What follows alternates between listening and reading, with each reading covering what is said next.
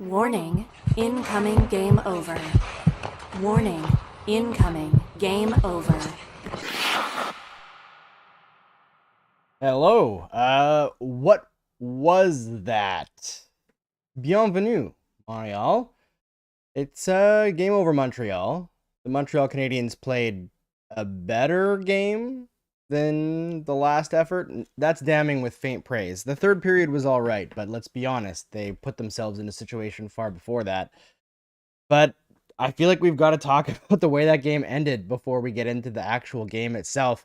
And as you can see, I've got a nice still there up on the screen because, yeah, what was that? That not only the officials decided to let go, but then they allowed Acciari back on the ice. It's a weird one. It's a weird one. All right, folks, before we get too far into this one, I got to tell you about Hyperdrive Hockey. It's a brand new show that we've launched this year, starring Maxime Van Hout, Kevin Laramé, and Daphne Malbouf, covering the NHL with a national focus, but also, or not the NHL, sorry, hockey at large, with a national focus, but international in terms of news, national focus in terms of what we're focusing on. It's a great show. It's really fun. It's a mix of kind of like pop culture and deep dives into hockey, and we're gonna be sprinkling some new stuff in. They're also looking for people to, send messages into the show, send emails, send TikToks, Reels, whatever, and they can address your questions on the show in a mailbag. It's Tuesdays and Fridays every single week. It's fantastic. I'm really enjoying it, and it's sparking my creativity, which you will see later in the show today, as I have a special little presentation that I've put together on Sidney Crosby and Alex Ovechkin and the greatness in them that we don't appreciate enough. All right, folks, it's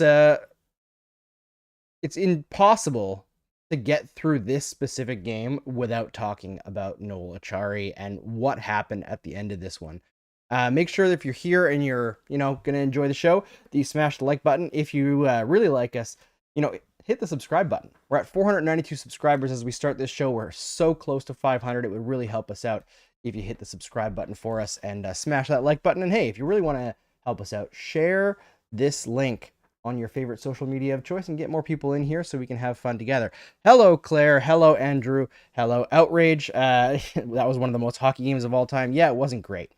I saw Outrage had a great comment here. It says, "Hey Siri, how do I become an NHL ref?"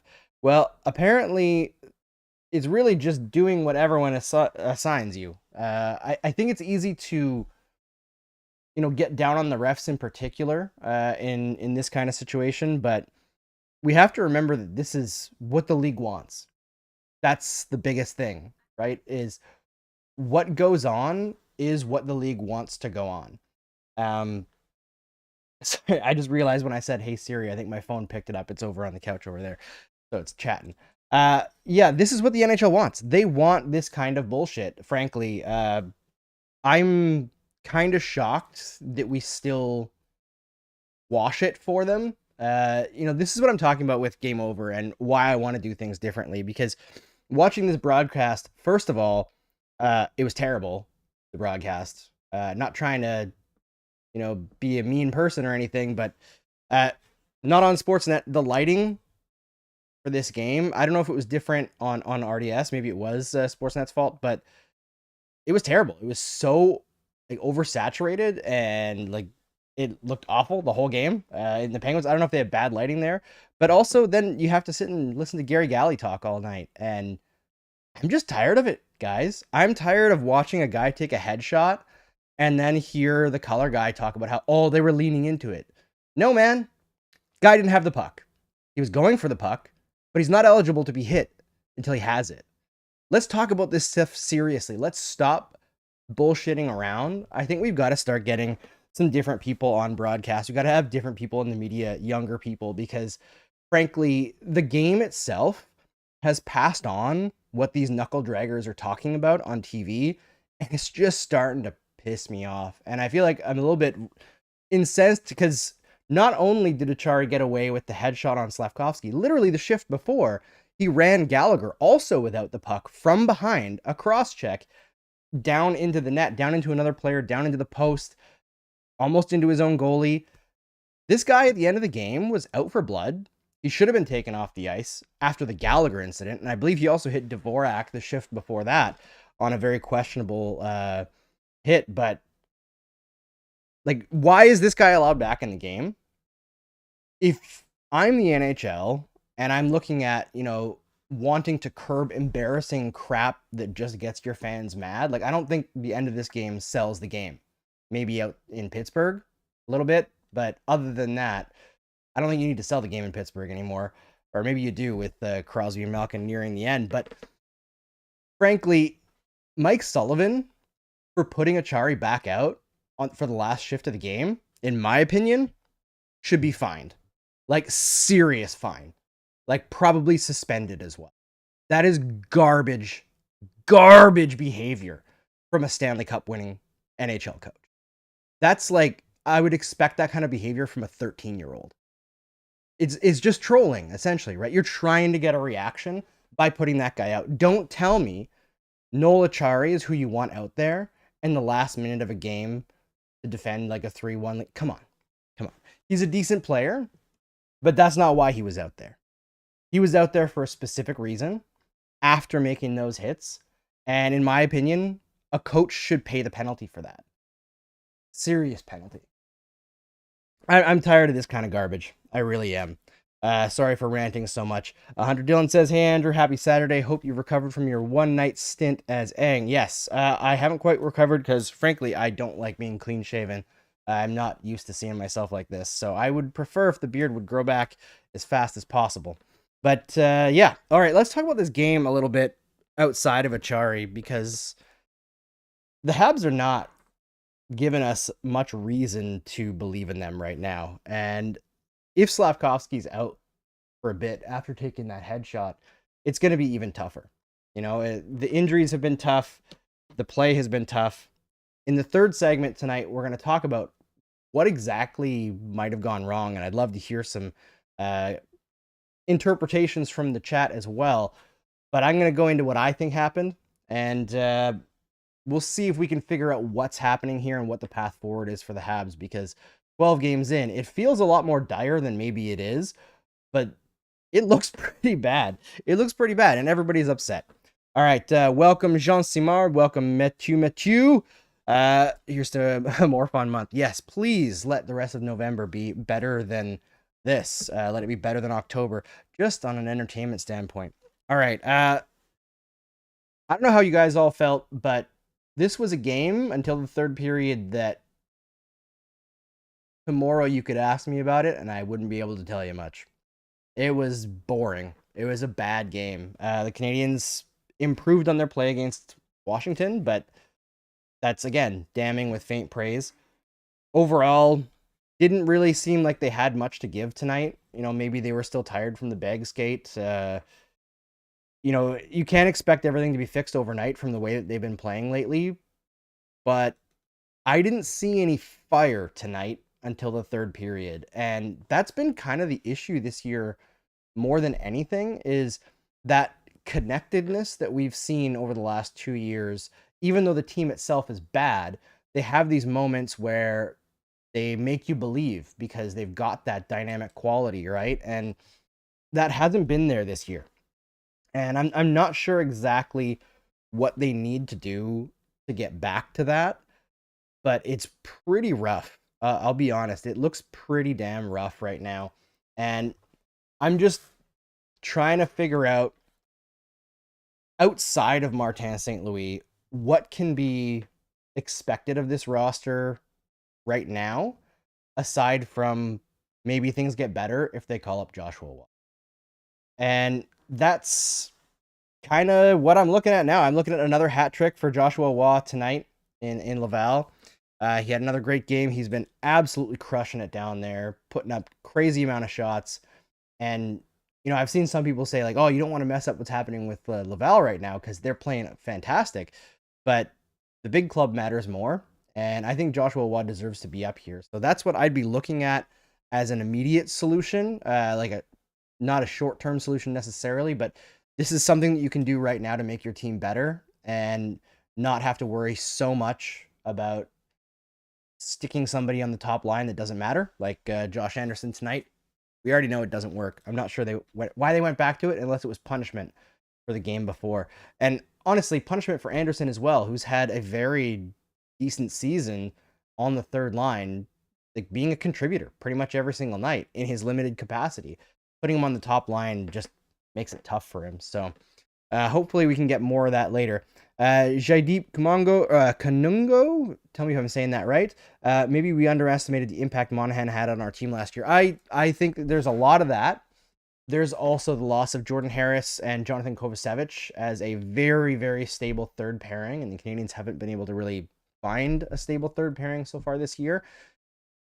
The loss of those veterans does hurt, but also you got to factor in the loss of Laine to start the year. You know, maybe Reinbacher would be on the big club with all the tumultuous situation on the right side, you know, having Gooley play on the right side and then Mayu not really being ready for prime time. Maybe Reinbacher would be up if he wasn't injured. So there's that stuff to take account of.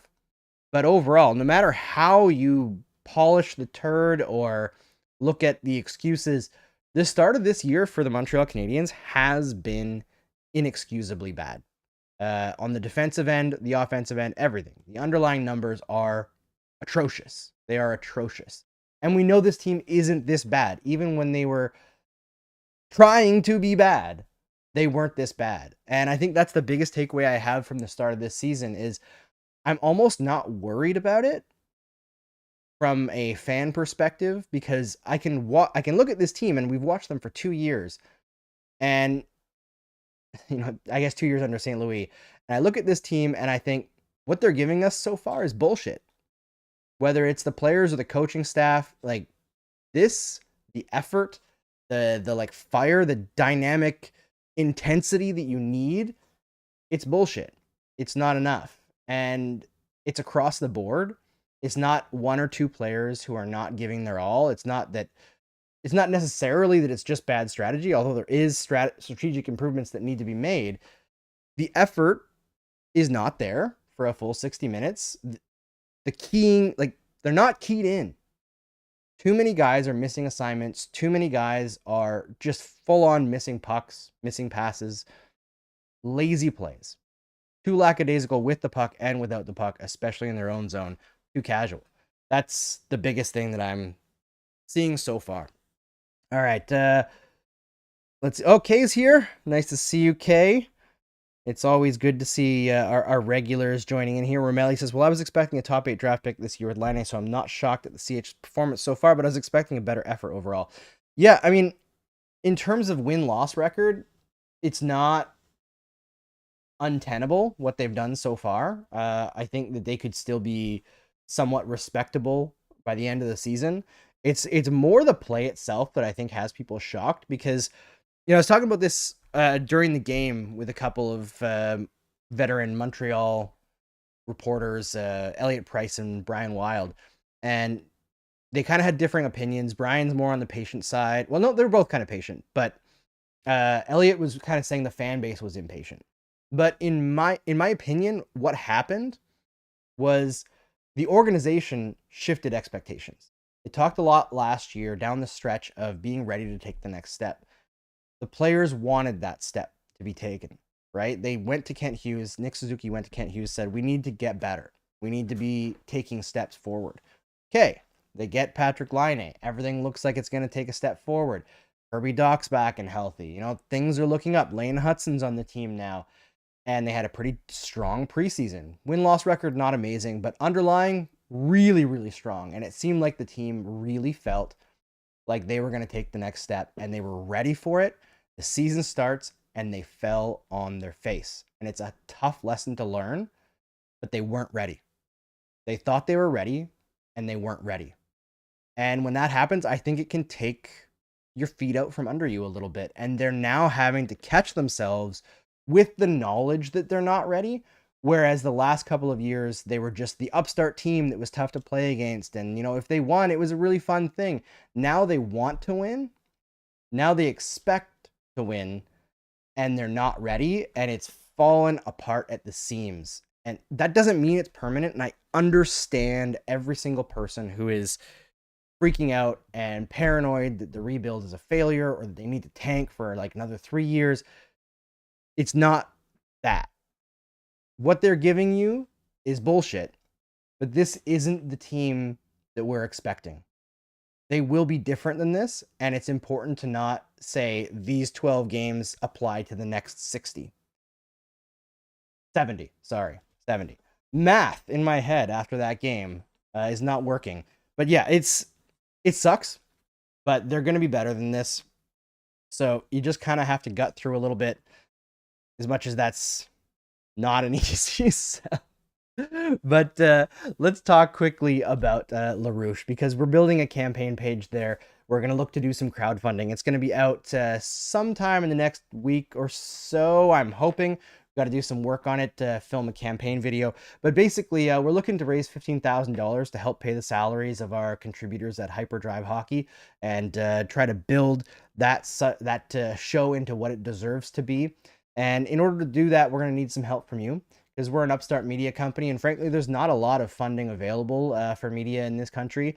Unfortunately, all that funding seems to go to the giant corporations that already control everything. Because as it turns out, when you have all the money, you can just pay people to give you more money, and then they give you more money. And that's how our economy works. And it sucks. So let's build something together that's way cooler and actually matters and, does stuff for people. We're trying to build a human first organization here. And that includes paying people. It includes bringing people into the fold, not only as contributors, but as part owners. This is going to be a creator-owned company, and it's going to be really damn cool. We've got a lot of stuff that we're building behind the scenes that we can't wait to show you.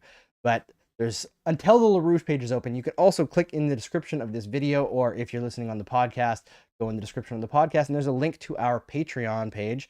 And there you can find different tiers where you can subscribe, get some goodies from us, and help us out on this journey to try to create a better hockey media in Canada that actually cares about you and caters to young people and creates content that you actually want to watch and platforms some people who are from different backgrounds and allows them to speak on issues and, and so much cool stuff. All right, let's shift to our second period here, where I am going to talk about the Pittsburgh Penguins and Alex Ovechkin for a moment, because I was watching Hyperdrive Hockey a few weeks ago, their third ever episode, and Daff and Max were talking about Sidney Crosby and the legacy of Sidney Crosby, and they both really hit on something for me. Daff was saying that Sid was her first overall pick in fantasy hockey. It was his rookie season. She managed to get the first pick in her first ever draft and picked Sid, and obviously he had that great rookie season, and I think she said she won. So it like left this indelible imprint, and he's closer to our age, so you grow up, you're watching this guy's entire career, and the same goes for Ovechkin. And Max hit on the idea that because for millennials those are our guys, it kind of means something else, because we grew up with an NHL where everything was clutching and grabbing. There wasn't a lot of scoring, and the idea that somebody could come into the league and be a generational player that actually puts themselves on the list of the top players in the history of the game was just not a conversation anybody thought was going to happen. Whether it's people who are on legacy media, what they're talking about, everything is the 80s, glorified the 80s, right? Highest scoring era in NHL history. And, in Montreal, maybe it's a little bit more 70s because that's where they were winning more cups. But there's a lot of talk about the past and how great the past was. And you never expect the scoring numbers to come back. But now, as they are, some of those scoring records are up for grabs, one of which being Gretzky's. So I want to talk a little bit about that scoring record, because the way that we talk about it, frankly, is wrong. So I'm going to put up a graphic here that I built for everyone. This is Ovechkin and Gretzky, year by year by age. Now, for whatever reason, Canva exported the x-axis weird, but bear with me. These dots are essentially every single age for these players as their career goes on. So, as we know, Ovechkin missed the first 2 years as a teenager playing in Russia. Who knows how many he would have scored in those 2 years, but he's getting close, right? It's going to be one of the biggest moments, maybe ever, in terms of NHL coverage when Ovechkin does pass this record. It's going to be momentous, and it should be. However, the way we talk about it is wrong because they play in different eras, right?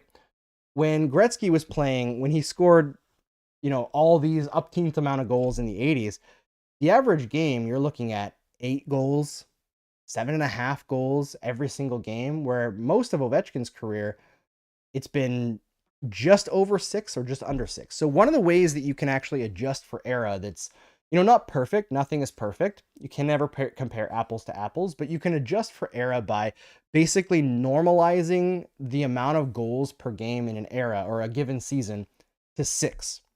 So you would basically take whatever the number is and what it needs to be multiplied by to get to 6, you multiply the point production or goal production by that same number so that you're adjusting for how many points or goals would this player have if there were less total goals available or more total goals available in the era that they play in. Is it perfect? No. But if we adjust year by year and look at what does Ovechkin versus Gretzky look like if we're actually adjusting for era and trying to put some idea of how far they stand out from their peers on a year-to-year basis. So what does that look like? Well, as it turns out, Ovechkin actually passed Gretzky by the time he was, I think, 30 or 32. 32. And he's actually got quite the lead already. He's way, way ahead in era-adjusted goals. And this is part of the reason why I've been perfectly comfortable with calling Ovechkin the greatest goal scorer in NHL history for a very long time. He is. He has been. He's already proved it. It's really not even close. Ovechkin is going to have this record both by the stats, by the raw stats and the adjusted stats for a very long time. He is that good. And that's why when we're looking at a player like this, there's lots of fawning coverage about Alex Ovechkin throughout his career, but the place in history might actually be underestimated. And that's where I get to Crosby, because we can look at goals, but we can also look at era adjusted points all time. So if I were to take I think I took the top 16 forwards by points, total points in their career, put them in order, and then we can adjust for era year by year for all of them. Here's what it looks like. The data is from hockeyreference.com, and you can see that there's a big change for some players, but mostly it doesn't actually change that much. The adjustment for most players for a full career, scoring goes up and down, and it doesn't really change much. But Gretzky loses a lot. Gretzky loses a lot and still maintains a gigantic lead over every single NHL player in NHL history because he's Wayne friggin' Gretzky. Jaromir Jagr gets a nice boost. You can see some players higher, some players lower. One of the things that I thought was super interesting, because this kind of era adjustment is often criticized as a way to prop up modern players and cut down players from yesteryear. But Gordie Howe actually played in one of the lowest scoring eras in NHL history and still led the league in points all time until Gretzky passed him in the 80s. So he actually boosts up by era adjustment and goes from, I believe, 4th back up to 3rd, because as you can see, we can switch this to a different view and look at how much of a change the era adjustment actually does for each of these players. So Gretzky loses 463 points and still maintains a lead of over 300 points over Jaromir Jagr, who becomes the second ever player to get to 2,000 points. Era adjusted, of course, but puts in context his great career. Gordie Howe jumps up 133 points up to 3rd. Ron Francis drops 114 points down to 4th. Mark Messier drops 200. Sidney Crosby goes from 10th all time to 6th, I believe. Yes, 6th. Gains 52 points, which is really not that many over the course of his career. And Joe Thornton, the undersold perfectly Gen X player in that we don't talk about him enough, gains 111 points and jumps up to 7th all time. And Ovechkin also jumps into the top 10 at number 9.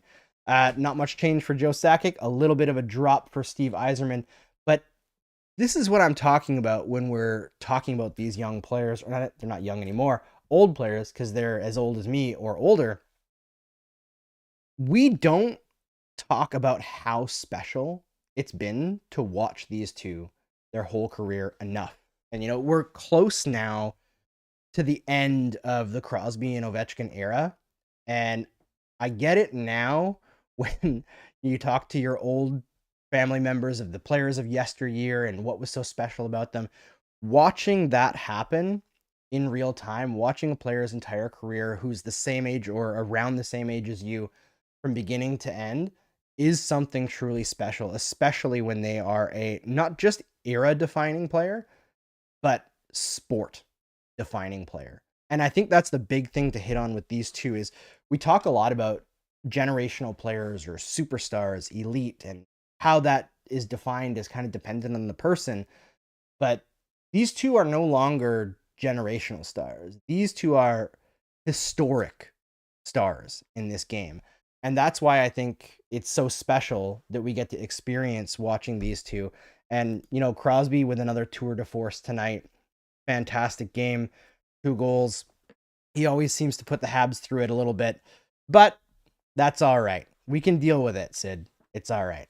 All right. I am going to switch back to our regular view here, and I'm going to take a quick scan through the chat. Thomas asks, what is going on right now? I'm just going on a little rant about the Crosby and Ovechkin greatness. Habs fans fuming and now considering how undervalued Ovechkin is. Yeah, I think this is a good game to talk about something different because, frankly, this stretch for the Habs has been so terrible that it's easy to just get bogged down in it and just become this like reverberating room of rage, and that doesn't really accomplish anything.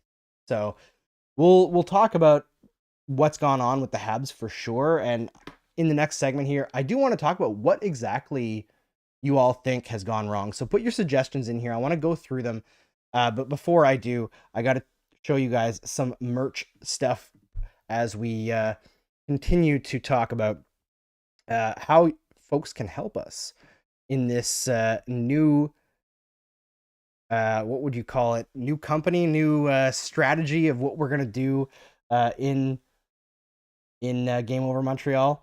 So I'm going to switch the screen over a little bit, and you're going to see there's some merch. We have amazing merch options available already, and we're actually going to have a lot more.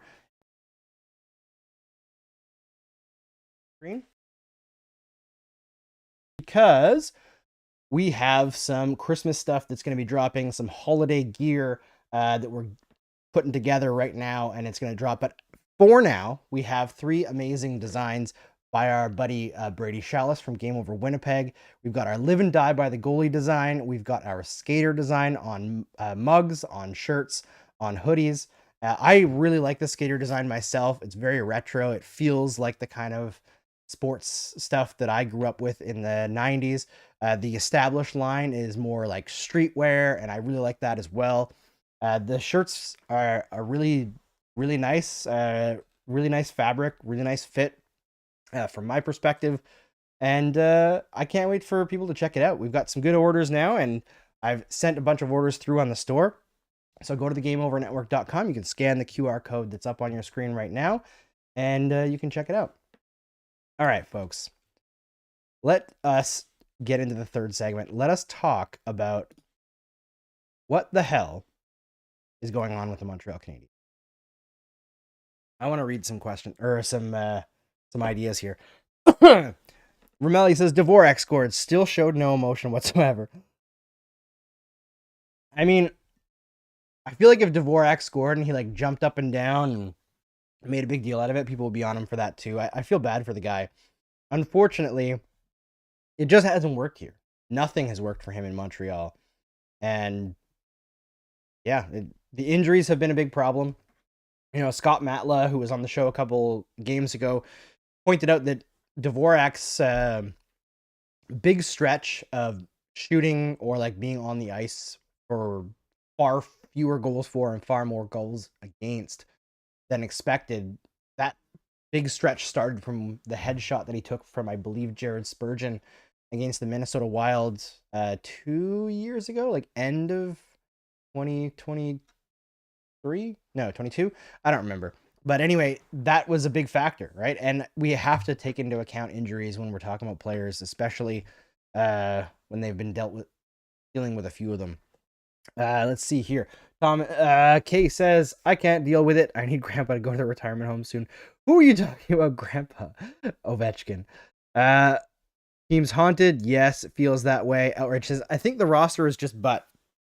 Give the AHLers a chance. What could it hurt at this point? I mean, the roster is butt. There's good pieces on the roster. Overall, it's not a great roster, especially with the injuries that they're dealing with. But it's not this bad. It's just is not this bad. They should not be this bad. So it's got to be beyond just the roster. I do think part of it is they thought they were ready, and the wake up call hit really, really hard, and emotionally it's kind of tough to move on from that. Thomas says there's too many players in the lineup who just don't generate any offense. Newhook, I think they need to reconsider him. Yeah, I haven't been loving Newhook. This year has been rough. I didn't buy in heavily last year. I thought that he was more of, a long-term third liner, but it hasn't been great. It's been really underwhelming from Newhook so far. He's had a lot of the same issues I find that Christian Dvorak has had, where the puck comes to him and he's not ready. And, sometimes you're just not mentally engaged. And I think we have to talk about these players as humans. We talked about it with Christian Dvorak and all the injuries that he's been with and how badly things have gone for him here in Montreal. I understand when a guy like that isn't keyed in. It's not about effort level. It's really not. And I think that it's very common in media to put it on effort level. But when you're in those moments, like the NHL is the elite of the elite, right? If you're just not keyed in a tiny bit, you look terrible. You have to be fully engaged. And some of the players on the team, a lot of them actually, have not been fully engaged this year. It's been most obvious with Newhook and maybe Dvorak, but they're not alone. And as much as it's tempting to gang up on the guys who have the worst stats, pretty much everybody has terrible stats this year. Like, it's just not working. Jean Dion says, with all due respect, it is not our job to accomplish anything. We're just fans. It's the Habs' job, and that's what they're paid handsomely to do. Yes, this is true.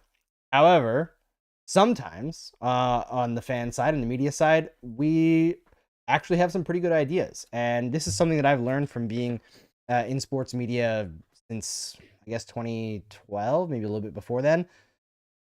A lot of the best ideas in sports come from fans, man. I know that people don't want to admit it, but a lot of what goes on in NHL front offices today has been driven by fans. The entire analytics revolution, it wasn't the NHL that pushed that. It wasn't hockey people. It was straight up fans who happened to be pretty smart and figure things out. So, yeah, it is the Habs' responsibility to find things out and to fix them for sure. But sometimes when we put our heads together, fact is, fans know puck. Sometimes they know puck better than the people who are paid to know puck. So sometimes we got to dig in. Thomas says, Newhook has 2 points in 12 games. He is a smaller version of Anderson, plays fast north-south. Yeah, that is... I wouldn't say that he's the same as Anderson, because I think Newhook can be put on a line that he won't necessarily sink it. Obviously, this year's a little bit different so far. But last year, at least, he could be put on a line that will function in a top six role. Last year, every year for Anderson, that has just not been the case. This year, however, Anderson on the third line looks great. He's looked really, really strong. But in a top six role, he hasn't been able to float. And Newhook has in the past and been a contributor to those lines as well. This year, terrible. Emile Hubert, we are cooked. Yeah, it feels that way right now. But again, 12 games into the year, I don't think anything is settled. We all knew going in that there's really not much of a chance that they're making the playoffs, right? So I get that for everyone, myself included, coming into this season with a bit of hope of taking a step forward. You got Patrick Laine, Lane Hutson's going to be there. Reinbacher is over in North America. And then all of a sudden, 1, 2, 3, injury after injury after injury. Laine hasn't played yet. Reinbacher won't play for who knows. What was it, 5 to 6 months when he got injured? The team is playing terribly. Everything looks like it's falling apart at the seams. All of a sudden, there seems to be heat on Martin St. Louis. And let's see, because I know Mark and I got into an argument on the last show, and Mark didn't really let me get in any word edgewise for a while. But what do you guys think about Martin St. Louis? Are you out on Marty St. Louis? I've seen a few people saying that they're looking at Pascal Vincent, but I think that we need to calm down a little, because I think people are forgetting what the purview is for Martin St. Louis. And this is what I was trying to say on the last show, is that the job of a head coach during a rebuild might be a little bit different than the job of a head coach when you're in the playoffs, right? I look at Martin St. Louis and I look at what he's doing and the way he approaches problem solving, and I see him almost as more of a parent than a coach. He kind of practices gentle parenting. And for those of you that don't know, I would look at it like Lane Hutson, right? We've seen coaches who are all about like accountability and you got to make sure that you're doing the right thing. And when Lane Hutson would make a risky play, where would he be? On the bench for a while, right? Whereas Martin St. Louis looks at Lane Hutson and maybe there's a mistake made, but he sees that Hutson can cover for it. He sees that Hutson will not just learn from that mistake, but learn a way to cover for that mistake should he make a similar mistake in the future. So he trusts the player to find a way to account for the mistake. He might help the player find that accounting, but there's not a punishment associated with the learning. Because overall, when you look at the data on coaching, on parenting, punishments actually don't help. And, I know Max talked about this recently on Hyperdrive Hockey, talking about Brad Marchand and how he was yelled at on the bench by his coach. And Marchand kind of laughed it off and said, like, that's good. We need more of that these days. And kids don't like being yelled at. And I think that that's one of those situations where I get it on the one hand. However, Brad Marchand is a veteran. He's nearer to the end of his career than the middle of it even.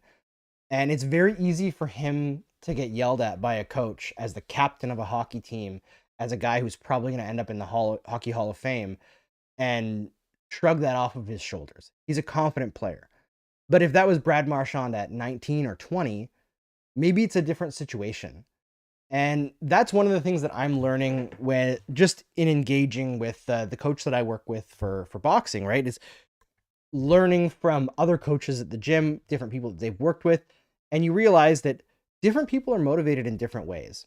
There are some people, maybe Brad Marchand has always been one of those people, where maybe tearing a strip off of him works. Maybe that's what motivates them. They get that fire in their belly and they're great the next game or the next shift.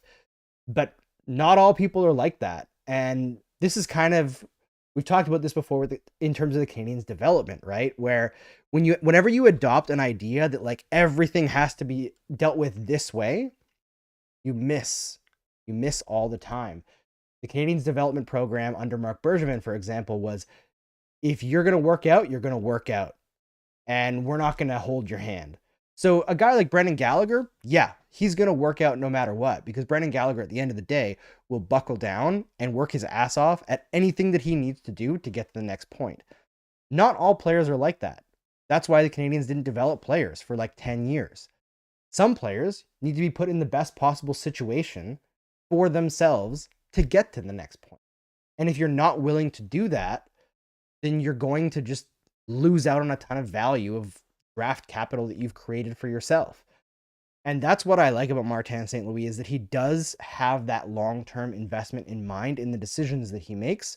And it seems very clear that that's always on the mind, even when he has these crazy moments like whatever the lineups were to start this game, because they were terrible. So Jean Samar says, I don't care for Pascal Vincent, but I salivate at the possibility of Montreal or Jim Montgomery when Cam Neely decides he needs a new scapegoat. Yeah, I'd be surprised if Cam Neely outlast Jim Montgomery, but it could definitely happen. Jean Dion says Kevin Bieksa nailed it when he said we were expecting progression, but instead we are in regression. But regression from suck is what? Ultra suck? Kevin Bieksa doesn't know what regression is. So don't listen to Kevin Bieksa. That is not actually a regression. The opposite of progression is not regression. The regression is statistical, right? It's when you go above what you're supposed to, then you regress back down to the mean. You know, it's talking about trends over time. What's happening with the Canadiens isn't a regression. It's they've fallen apart. Like mentally, they are not finding it. It's going to take time. I don't know how much time, but this is not, the team is all of a sudden much worse. That's not what's happening. There are players that have been lost, that have taken out some of the stability. I think the defensive system is terrible, but it's not regression. All right. Outrage says not giving up on MSL yet, but he's definitely got to start doing something. M for M says MSL's job isn't done here. I'm not against having more experienced assistant coach with him. If we change the coach, they might be a little better for a little while. Then it's going to be met again. And then it'll be a while for a change. And for what? Yeah, I agree. It doesn't make sense to change coach right now. I think Martin St. Louis is, maybe he's not the guy to take them to the promised land once they're ready to go. I personally would like to give him that chance, because as much as we're watching the development of like Slafkovsky, Suzuki, Caulfield, Hudson, we're also watching the development of Martin St. Louis. And I think that was it M for M? Yeah, M for M had a great point. I think the biggest thing with Martin St. Louis is he needs to be given assistant coaches that complement his weaknesses, right? Martin St. Louis is very clearly not the like detailed play planner, right? He might have input on those things. He might have ideas of things that he wants to do, but I think where he excels is working with players on habits, on where to be at the right times, kind of building the, how would I put this? Building like the structure overall for what the team wants to do, what they want to accomplish, and then building like the thought processes and habits for each player to then be part of that whole. But the whole hasn't made itself visible for us, especially on the defensive side. And I'm not convinced at this point that their plan on the defensive side is going to work. I think that's the biggest problem for this coaching staff. They have to figure out something there. M4M says they might need Mark Messier's famous speech in Les Boys to get them going. Mental toughness. Yeah, I mean, the thing about this year also is, do you want to waste, one of your shots on this year? How far are you willing to go to motivate the players this particular year? I don't want to give them any pass because, frankly, these 12 games overall as a collection, it's not acceptable. It's not an acceptable product for fans to be paying for. It's not an acceptable product to be putting on the ice after the last 2 years. The management group set expectations higher. The expectations are higher. The fan base deserves to be rewarded for those higher expectations, and so far they haven't been, outside of Lane Hudson. Kay asks, how did we feel about the bag skate? I'm not against it. I did find it funny that the bag skate was like another opportunity to praise Lane Hudson because he was like the hardest trier, which is great. Good leadership from the kid. And then, social media from other fan bases went nuts because Habs fans were happy for a moment. All right, let's skip to overtime here. Take some questions from the chat. Anything you can think of, folks, hit me up. And let's talk about hockey. Let's talk about, anything. Let's talk about whatever stood out to you. Did everybody watch Agatha all along? Great show. Highly recommend it. All right. Thomas says, I can't stand when people blame the coach for what is obviously what is an obvious talent issue. I mean, I think it's a bit of both. There's a talent issue for sure, but again, I think the start of this year has been so bad that I don't even want to blame talent for it. I think that's where I am. It's so big of an outlier, the defensive numbers, that it's hard to even take it seriously. Like, the Canadiens are giving up over an expected goal more than the worst team in the league. No, it's not that bad anymore. Might be worse at all strengths. Let's see. I'm just checking on natural stat trick. They're now, I guess they were below, they're just below giving up 4 goals a game in expected goals. But in actual goals, over 4.06. It's bad, guys. Like, even the save percentage has fallen apart. Although I did think Montembeault looked sharp tonight. I know that it wasn't a perfect game by any stretch, but the Habs didn't give him much help, and he looked all right. Outrage says, what place are we drafting this year? It's starting to look like maybe top 5 again. I thought they would be in around like 8 to 10, but it's starting to look a little bit higher. Melly says, I still don't understand why the expectations were raised so much since there was so little change to the team from last year. I think it was more about attitude, right? And, we say so little change, but I think if you were coming into training camp from the last game of last year to the first game of this year, and you're like, okay, so Slafkovsky, Caulfield, and Suzuki last year crushed in a first line role. They shouldn't have, but they played great. They outplayed significantly better players on paper through most of last season. I think they had it was 57 games that they played together, and they were excellent pretty much the entire time. So you add Kirby Dach, you add Patrick Laine, you add Joshua Waugh, you expect, because he was phenomenal at the end of last year. Then you've got a third line that you can build with Alex Newhook, who had a really strong year last year offensively. You've got Lane Hutson coming in. You've got David Reinbacher, who could threaten to push his way into the lineup. There's a lot of positives coming in, right? That's a lot to add to a team that was looking like they were ready to take a step at the end of last year, but didn't have the players to back it up. Well, now you've added a second line center, a second line guy who can maybe even score 40 goals, Joshua Waugh, who basically ran a second line on his own last year, like a young Brandon Gallagher. Like, the numbers were obscene, what he was able to do in the NHL last year. Then you add Lane Hutson. I understand why people were excited. I understand why the organization themselves were like, this is the year we start to take a step. It hasn't been that way so far. Maybe they take a step in the next half of the season, but I would honestly suggest, if you have any Sens fans, friends, talk to them. They've dealt with this already twice. Rebuilds aren't perfect. There are bumps in the road. There are times when a team might look like they're ready to take the next step, but isn't. And I think that's what we're seeing with the Montreal Canadiens here, is they just weren't. They weren't ready. SML line was great last season. I don't know what changed, says Outrage. I don't know. I think they looked good when they were put back together after Slafkovsky came back from injury. I thought they looked all right, but they haven't had it so far this year, although the Suzuki Caulfield Dach line looked really, really, really strong.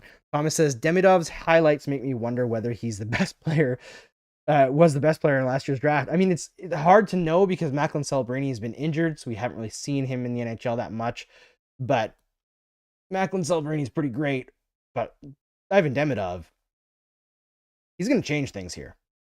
That's another thing to assuage the feelings of doom and gloom. Maybe this year isn't going to be the most fun year. Maybe we thought it was going to be a bit more of a fun year for your Montreal Canadiens, but maybe won't be. Kay says, Sens fans, friends, gasp. Yeah, we all have a few. I mean, Charlie and Maud are pretty great, and got Damien and Nick and Mike over there at Game Over Ottawa. We've got some fun people to hang out with. Obviously, we don't have to associate with the worst ones. Kay asks, what's up with Waugh? Second hat trick today. Why hasn't he been called up? Who did he make mad? Don't know. It's one of those things where I don't know if it's they want to let him cook and get the confidence to a crazy level. They let him cook for a long time last year, too. Maybe they're just hesitant with Waugh. I don't know why, but I would be calling him up tonight. I would be making it known that he's earned his way up and that he'll be in the lineup on one of the top 2 lines. Frankly, if they're committed to Slafkovsky and Dach together, then I would put Waugh with Caulfield and Suzuki. Give them somebody who dominates play and can get them the puck. I think that sounds pretty fun. It might be a little bit small, but whatever. Outrage says, one of my best friends is a Leafs fan. Yeah, it happens, Bad things happen to people. Bad things happen to good people. Jean Dion says, if you're admitting the defensive scheme is trash, then why wouldn't you advocate for a coaching change? Because coaches can change their drafts, their strategy. Also, I think there's a assumption that head coaches develop all these strategies. And I know Mark was arguing with me last show, but frankly, there's different kinds of coaches in the NHL. There's guys like Guy Boucher who will build everything themselves from the ground up. And then there's other guys who are more motivators and focused on smaller parts of the game. And it's the assistant coaches who build the bigger strategies. And I think that's more what Martin St. Louis is. And I don't know if the Canadiens have found the assistant coaches necessary to cover over the weaknesses that St. Louis has strategically. And if you find those assistant coaches, all of a sudden the head coach is going to look a lot better. And I'm not saying that like Stefan Robida is not doing a good job. I don't actually know because I'm not in the room. Maybe he's telling them to do things and they're not listening. But frankly, it's not working. They will probably have a good amount of runway to figure it out. But if they can't figure out the defense by the end of this year, I feel like they got to call it on this experiment. Like, you've got to find a way to get better results because you can't be the worst defensive team in the league. You can't be the worst defensive team in the league and convince anybody that you're going to be taking another step next. I don't think anybody's going to be excited next year if they're this bad on defense all year. David says, change the coach with who? Habs are very limited on who they can select. I mean, yeah, maybe. I'm not too worried about that. I think the other thing is there's more Francophone coaches out there than people want to give credit for. Maybe they don't have an NHL coaching resume, but either you hire a retread or you hire someone new. And I'm not convinced that either way is better than the other, especially if you're looking at assistant coaches. There's probably a lot of coaches that you could hire that are, maybe not a known name to the average NHL fan, but are doing great work in another league or for another team. Romeli says that defensive scheme is the one used by the Panthers, and hockey is a copycat league, or NHL is a copycat league. Yeah, I don't know if the Panthers would call what the Canadiens are doing anywhere close to what they're doing. Maybe it's in thought, but is definitely not in execution. And I think that's the biggest thing this year is like there are things that are working, but the execution is just terrible. Completely terrible. Alexander Christian says, to reframe expectations, at this time last year, would we be happy with what we have now? I genuinely can't tell. The power play works. Doc is healthy. Slav and Cole are fixed, plus Demidov and Liney to come. I mean, I guess if you compare it to last year, Doc was done for the year at this point. Maybe people would be happy, but I don't think they'd be happy with the level of play. I think no matter what, they'd be pretty annoyed. And I think the big difference between the last 2 years and this year is the last 2 years, it felt like even though the Canadiens were bad, they were rarely out of games. And this year, it feels like they can't even get into games. That's not the kind of change that you want to see from any rebuilding team. That's the kind of stuff that you see coming off of like the 2021 final run and Dominic Ducharme's still in charge, and that was rough. So hopefully they can figure something out. But whatever they're doing right now, whether you want to blame execution, coaching, players, whatever, the strategies, all of it is not working. There's very little that's working for the Montreal Canadiens. They have a lot to figure out. All right. I'm going to cut her there. Thanks for hanging out with me on a Saturday night, folks. I hope you have a phenomenal weekend, better than whatever the heck the Habs just gave you.